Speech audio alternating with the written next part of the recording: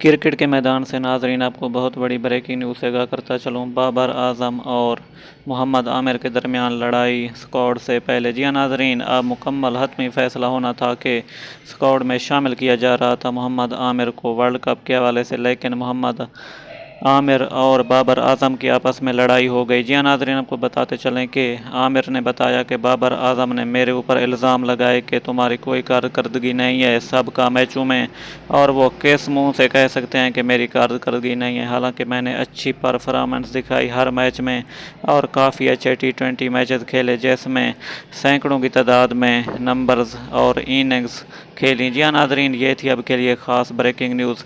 उम्मीद करता हूँ कि ये वीडियो आपको पसंद आई होगी।